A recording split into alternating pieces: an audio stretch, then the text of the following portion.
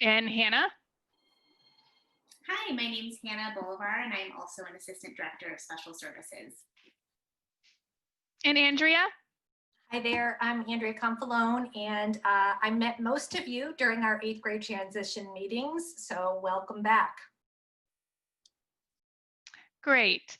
So today, this webinar is to discuss special services or resource room services at the high school for the 2021 school year.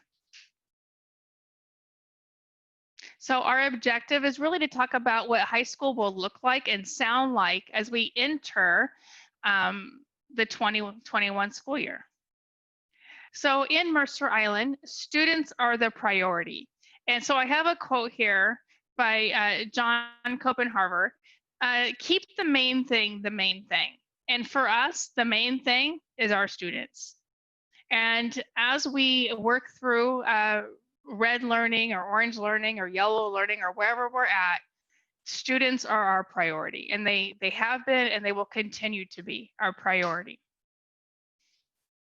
So some of the mandates that we've learned from our families from the fall online learning, from the spring to the fall, is we really need consistent technology requirements, consistent Schoology requirements across the high school, consistent teacher engagement, consistent Zoom instruction, consistent teacher office hours, consistent return to traditional grading, and consistent school-wide student expectations for virtual meetings. So we have heard you. There's been Learning Forward teams working all summer long. And so our teams have been working hard. Teachers have been hand scheduling students since June, and they've sent current lists to students and parents the week of August 10th. Our teachers have spent the summer planning and collaborating with other resource room teachers, as well as the gen ed teachers, as well as the counselors. And so they've been working hard to make sure that we are in alignment with the gen ed curriculum and that we're able to support the gen ed curriculum as we move into this fall. Our teachers have been working hard with the counselors to create schedules, to update schedules, to hand schedule new students coming into the district, and to make sure that all the students are meeting all of the requirements that are on their IEP. And then our teachers have also been working on professional development, how to teach on online learning, more Zoom classes, more Schoology classes, and just upgrading their knowledge base. So our staff have been working very hard at the high school to make sure your student is getting access to general education as well as a free and appropriate public education. So this summer, we have been working on, the superintendent and learning services has been working on this continuum of services through the pandemic and what education might look like and what's going to trigger us moving to a different colored system on this continuum. Right now, the decision was made that we're going to start in red. Now, the plan that the school board adopted on August 13th includes appointment services for students with disabilities, significant disabilities, and our youngest learners while we're in the red mode. So while we're in red, some students can come in based on IEP team decisions for appointments. An appointment could be 30 minutes, could be an hour. It all depends on the student and the need and the IEP goal that we're trying to address.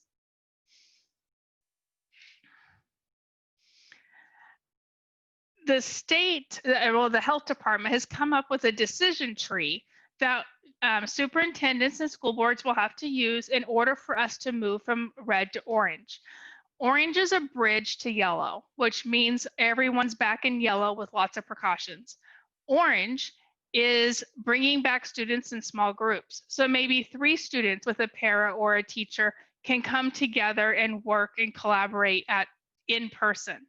So we're starting with appointment services And then when we are triggered by the decision tree because everyone's wearing their face mask, the level of COVID is low enough, then we can start bringing in small groups of students for more in-person services so that we're bridging to getting us to yellow.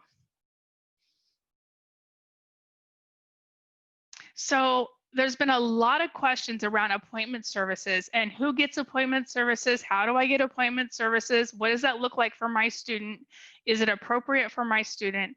So we have a set of guiding questions that IEP teams will be using with families to determine the need for in-person services and the frequency for in-person services and the duration for in-person services. So these questions. The first one is, does the IEP team believe that the student can meaningfully benefit from remote learning? For some of the services, for all of the services, for none of the services. So they're going to have to look at the student's goals, the areas of specially designed instruction, and really dig into what a student cannot access online and why, and can we provide additional supports, or does that support need to be in person? The second question is, does the team believe it's necessary and essential that the student receive fill in the blank as an in-person service? So this could be a speech service, a physical therapy service, an occupational service. It could be for the student has a severe reading disability, is dyslexic. So again, is it necessary right now? Can we provide something online? And then when it's safer, can we bring the student in then, or does it need to be now? So that's just a question. It's not a barrier, it's just a question. And then the third question is, can the team safely provide in-person services in accordance with the Department of Health and the CDC guidelines? So again, can we stay 6 feet apart? Can we wear masks?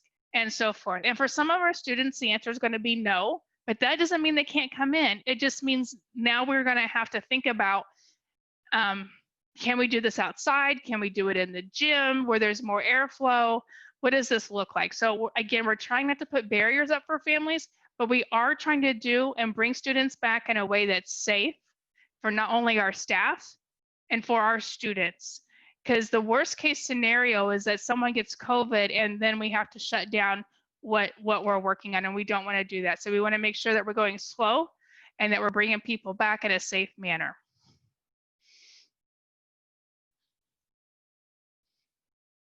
So what's going to be happening?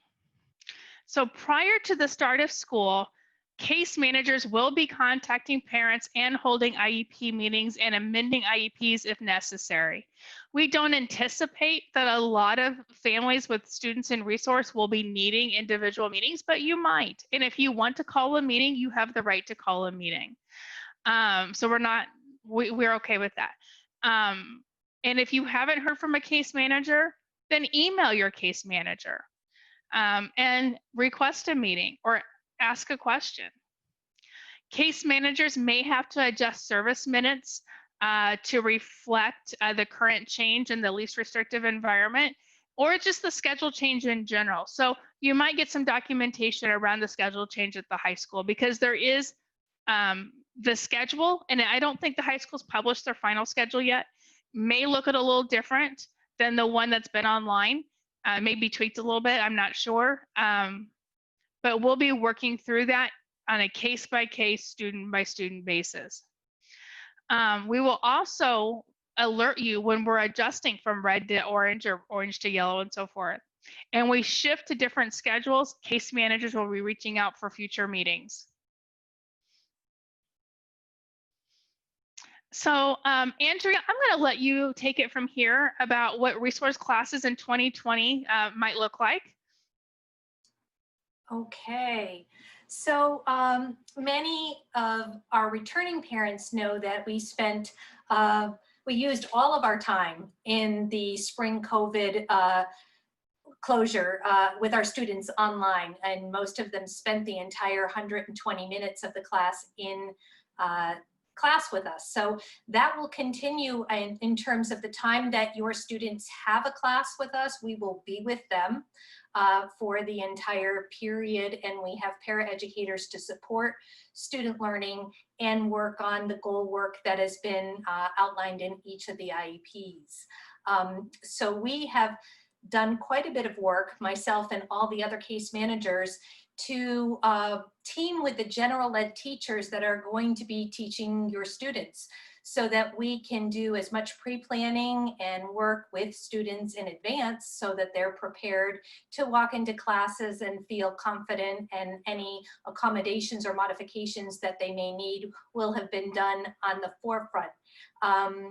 So that collaboration has been ongoing, and we have carefully selected your students' teachers to make sure that that success occurs.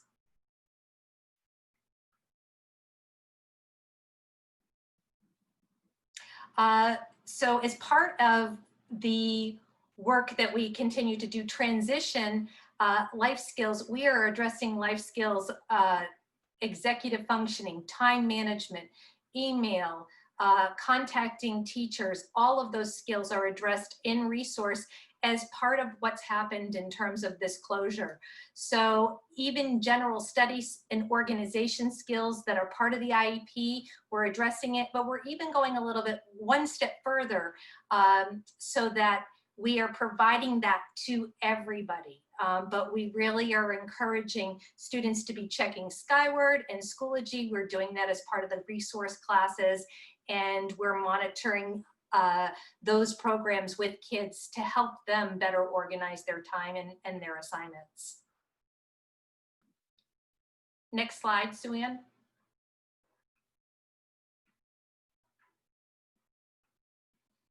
So one of the things that's occurred this year, as opposed to in the spring, you know, when we were kind of doing this on the fly, is that all the general ed teachers are going to be organizing Schoology in one specific way. So for those of you that felt like you had to monitor and manage multiple teachers, platforms, and delivery, that isn't going to happen this year. So that's going to help us as well as you. We are going to, like I said, continue to provide specially designed instruction regarding the goals: reading, writing, math, Soc-Emosh, study org. And we're going to be implementing those lessons in the resource room. Like I said, bringing in as much gen ed curriculum as we possibly can.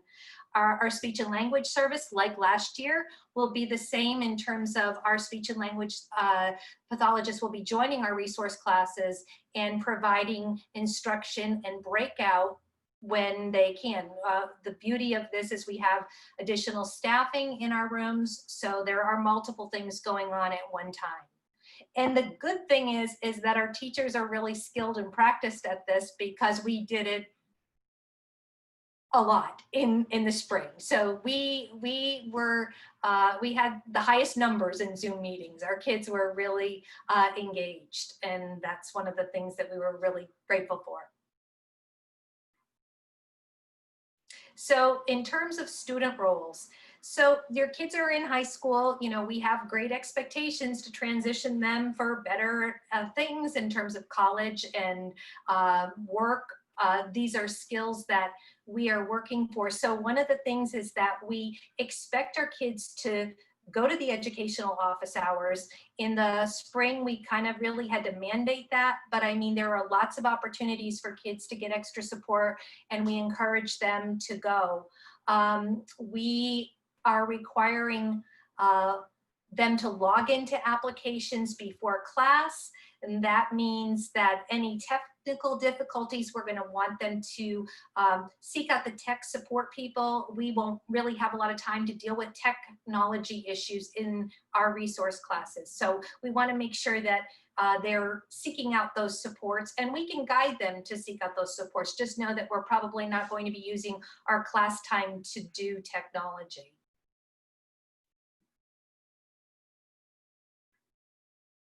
Andrea, before we move on, a parent asked, you said that parents and students will no longer need to monitor multiple platforms. Can you just explain that just a little further? Yeah, so before Carolyn, what happened is that there were teachers that were brand new to Schoology and had never used it before. And there were teachers, some teachers that were using Schoology conferencing, other teachers were using Zoom, other teachers were using Google Hangout. There were teachers in Schoology that had folders like by the week. There were other teachers that had folders by units. There were other teachers that had resource folders. And so students were really struggling to navigate all those multiple different platforms and to know how teachers wanted to do certain assignments turned in, turnitin.com, turn it in through Skyward, turn it in through Schoology. So the beauty of this year's Learning Forward work is that the high school has really kind of come together and said, this is how we're going to operate technology from this point forward.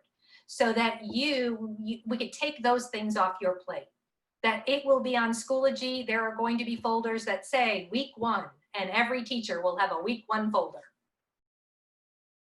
So if going back to the slide here is that we want students to email teachers about their questions or concerns about the course, and we want them to access those teacher hours.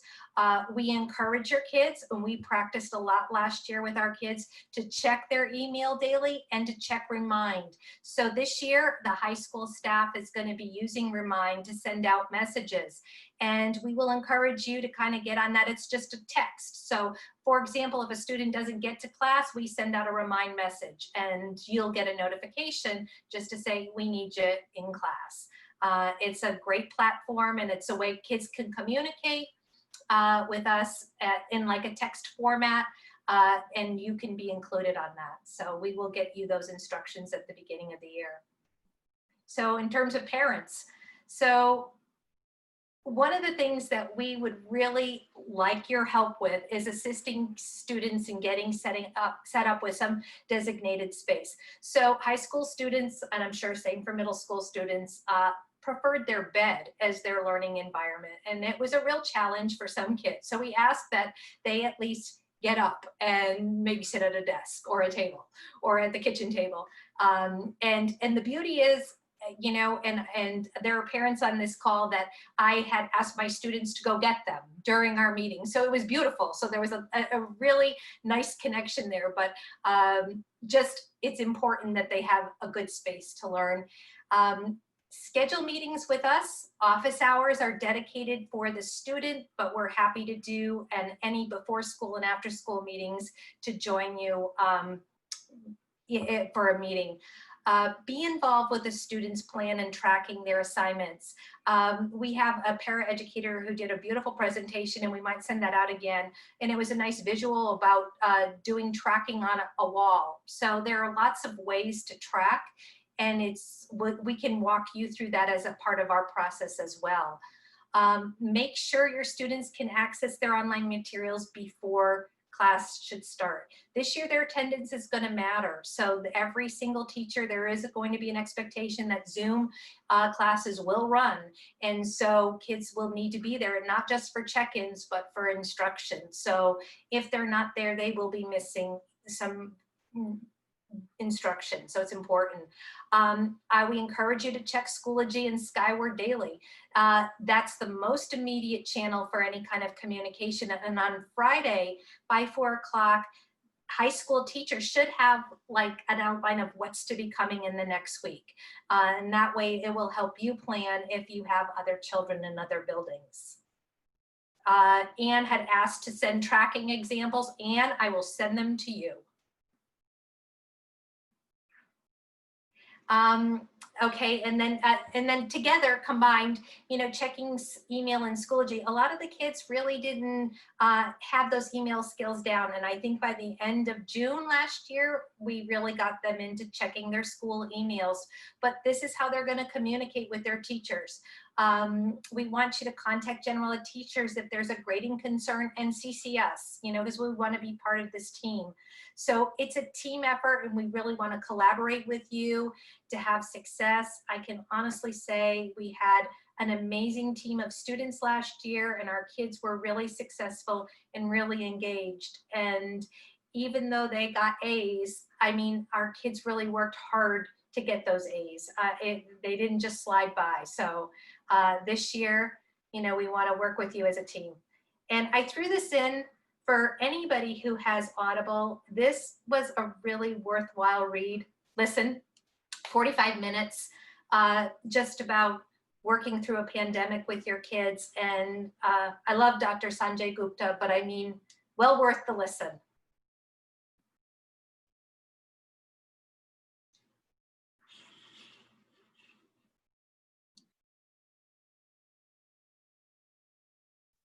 Thank you, Andrea. Okay. Got too many screens with too many things open. So let's take a look at the chat. Hannah and Beth, I hope you've been kind of monitoring the chat to see if there was any themes from our attendees, our parents, anything they're worried about or have concerns about. So parents, please make sure, attendees, that you're typing in the chat box. We are open for questions. There is a question about when they will receive the name of their student's case manager. They should already know their student's case manager because they've already been emailed with the schedule from the case manager. So if they're new to the district or didn't get an email, Andrea, who do you recommend they reach out to at the high school to learn that?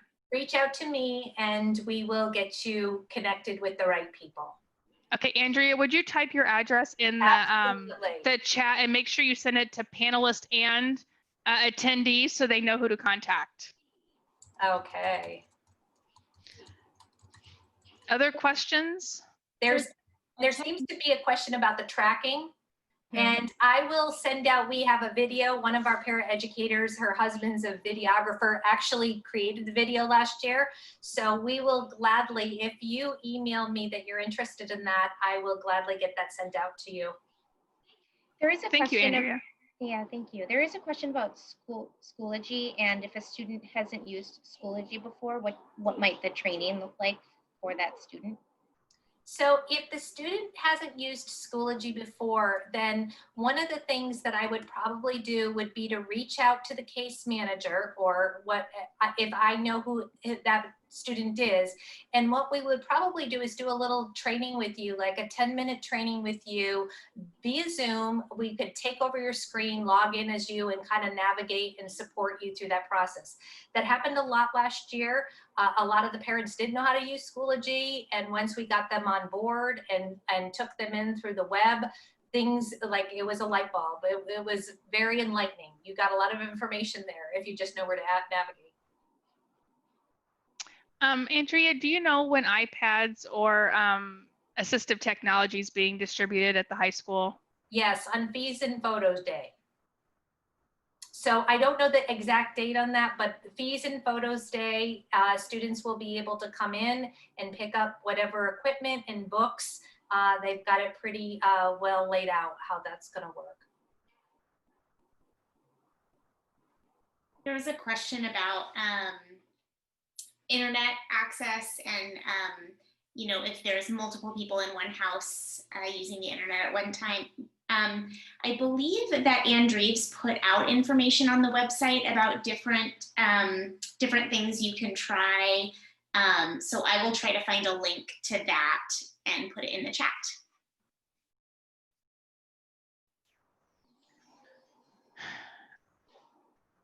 Emily, thank you for putting it in the chat, but if you could just email Andrea directly, she could get that to you faster. Yes. And Andrea's, I think, does have hotspots that families can check out. So again, that's just watch for that on the website. There is a question about action. What are some actions should we look out for with online learning? What are some actions? Can you tell us more what you're thinking, whether the student's engaging or when and if they might need assistance?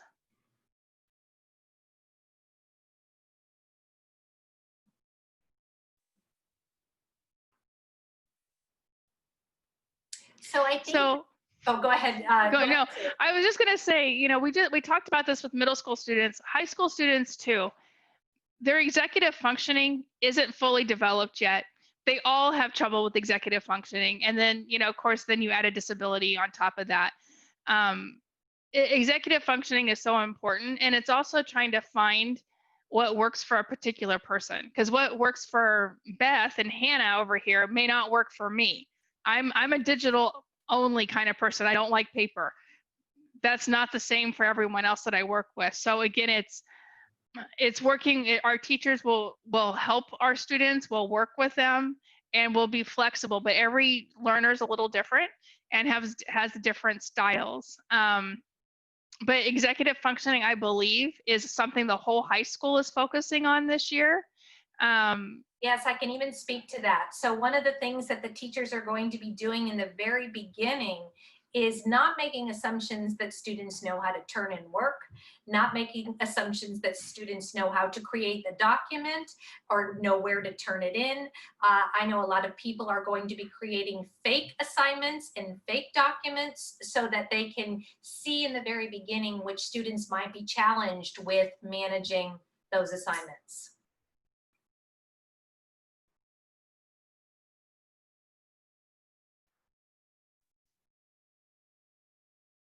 Other questions? We have just a couple minutes left.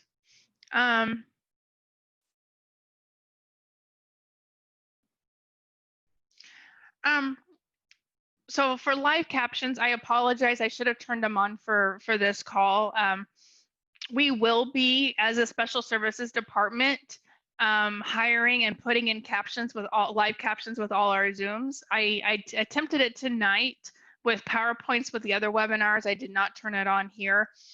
These recordings will be transcribed and posted right after we finish. So they'll get posted tomorrow. But as far as working with students, you're talking about live captions for Zoom calls or live captions for phone calls. So again, if you're an ELL or English language learner, or you need captioning for some reason, please reach out to your IEP team for accommodations, because parent engagement is something we take seriously.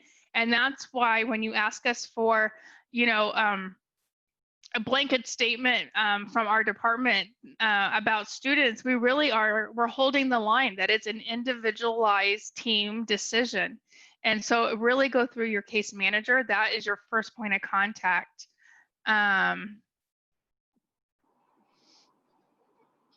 There is a question about monitoring students throughout the year to just see, there was just a comment about a learner really starts well in the fall and then tends to glide down a little bit. And so we always, it's just standard practice to continuously check in on our students. And I think with this pandemic and pivot that we're making, we are making even additional efforts to reach out and just know where our students are at.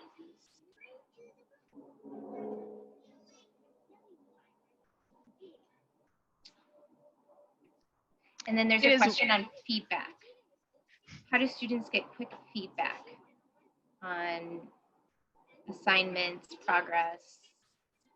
So unfortunately, you know, the teachers that we're working with have 150 students. So they're doing their very, very best to get the feedback back to the students. One of the beauties of us teaming with the teachers we've chosen is we will be able to know immediately if students haven't turned or submitted work.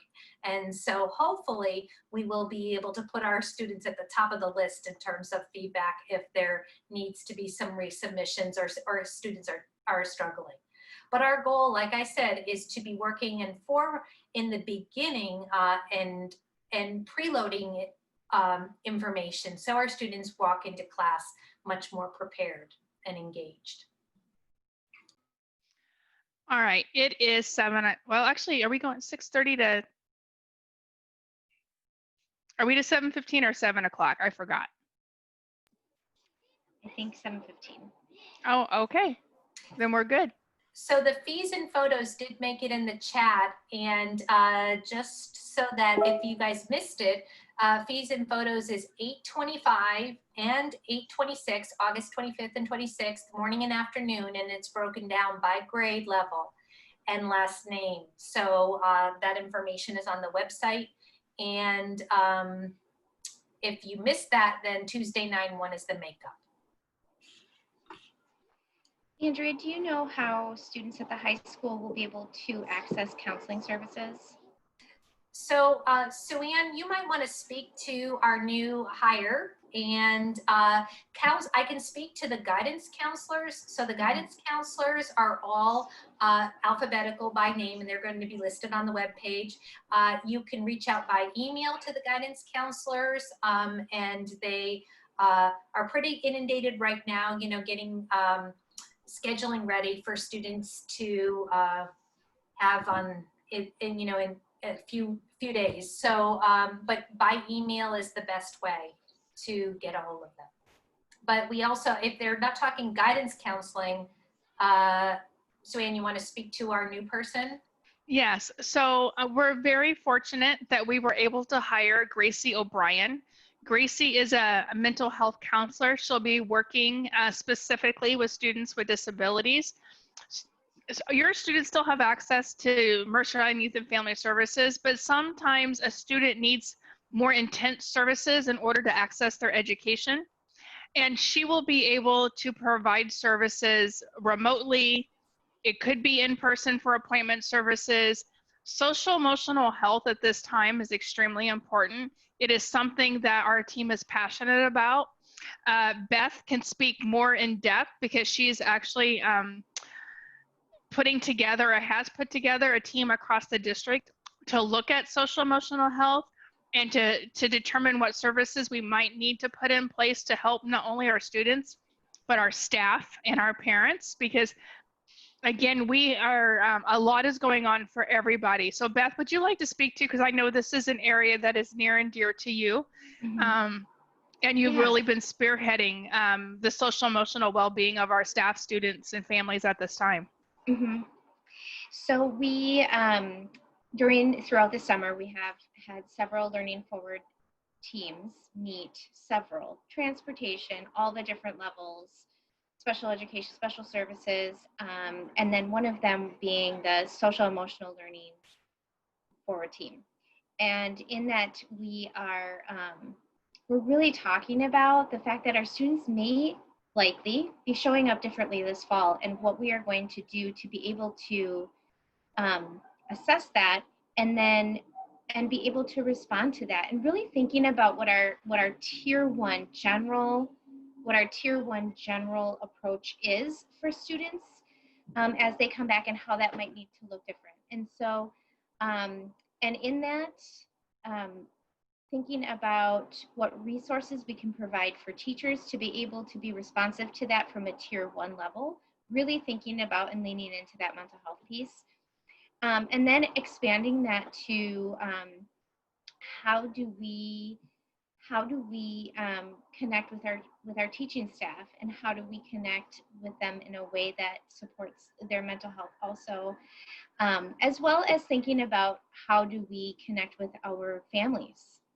This is a huge shift in the way we do things, and so really thinking about and acknowledging that on all levels, we all need to care for mental health on all levels. So there's a lot of steps in all of that and layers, and the work has begun, which is really exciting. So, and part of that work is for our new mental health counselor who's on board, and some supportive teams. So Jim asked the question about grading. And so Jim, what I can speak to right now is we're going to most likely move back to a traditional grading scale. This way, if we move back from red to orange to yellow to green, you know, the transfer will be easier for students. So it'll be an A, B, C, D, F, but please keep in mind, you know, talk with your case manager. You know, pass no credit is an option for students. If they choose to take it, they can choose on one of their classes if they want to do a pass no credit. And then there's options that we can recommend that for teachers as well, you know, to encouraging if a student is struggling.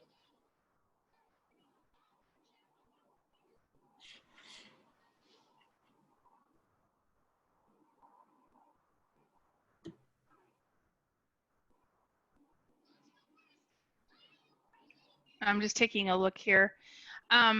So again, not every family will need an IEP team meeting moving into the red learning. If you want the team to consider additional services, supports, in-person services, then you need to call a team meeting. And so for this group, that just requires you emailing your case manager. If you don't know who the case manager is, emailing Andrea Confalone for that, and we will get those meetings scheduled. Any parent who wants a meeting will have a meeting. And so we will work on that. Our staff that are working with our most significant students who may not be able to talk when they get to high school, who are who've been hospitalized over the summer, those students have already been contacted. Those parents have already got meetings scheduled, and then we're working our way up. And our staff really aren't back until Monday. So we're really working hard because they volunteered to give up part of their summer to get a head start. So Monday we'll hit the ground running with all staff. But if you want a meeting, please just email your IEP case manager, and we'll get that scheduled for you. So Ann, just a little bit more information about grading. You can visit the school website and check Schoology because information about grading has been communicated through Schoology.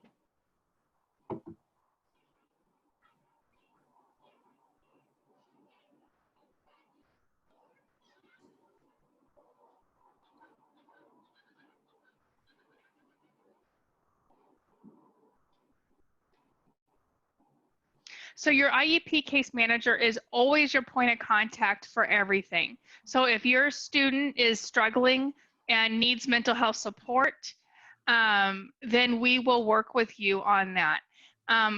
In the spring, when we did the continuity of learning plans, if you needed support, we gave you support. We didn't care if it was on your evaluation.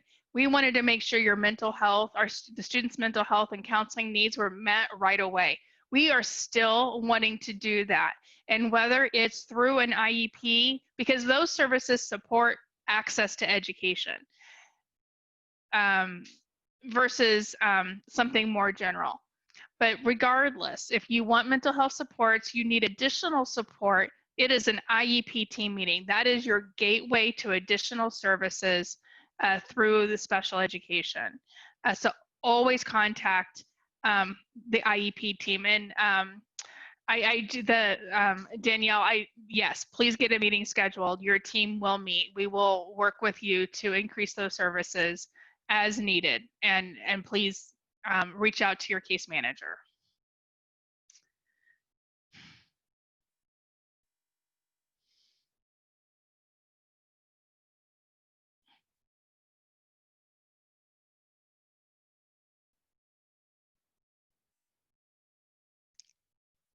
Well, we're here. There are actually 30 attendees here at the moment right now.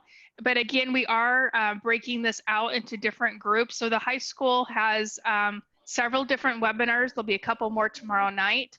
The adult transition program is having their own webinar because the adult transition program, and some of your students in this webinar may join that program next year, is really focused on job skills, getting a job, writing a resume, you know, and it's a more of a soft launch into the world than oh, you're 18, you're out of here. So they get more services. And so we're addressing that in a different webinar. And then our students with very significant needs and very significant health concerns are having their own webinar tomorrow night as well to address that, because there are students out there who've been hospitalized, have breathing issue, you know, and just so we want to make sure we're addressing all families. I will be sending out an email from the special ed department by Monday at the latest, with the recordings of the webinars and the links and any additional information that I might have to share with you. So I will try to get that out, like I said, by Monday at the latest.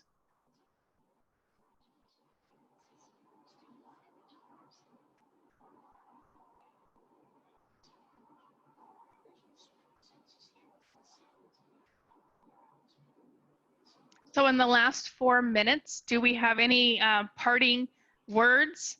The slide deck will be posted on the website, so we'll get that to you. We can get that to you. Any parting words, Andrea, from your team at the high school? No, we look forward to seeing you all. Enjoy the last few weeks of summer. What summer? Did you have a summer? Not have a summer. Enjoy the last few weeks of warm weather. All right, Beth, Hannah, parting words for the high school team? Since you both work in elementary. Yeah. Just a thank you for the partnership and for showing up here tonight. And we've got this. We're in this together. Thanks for being here. Ditto. Good going, Hannah. All right. All right, parents, thank you so much for partnering with us.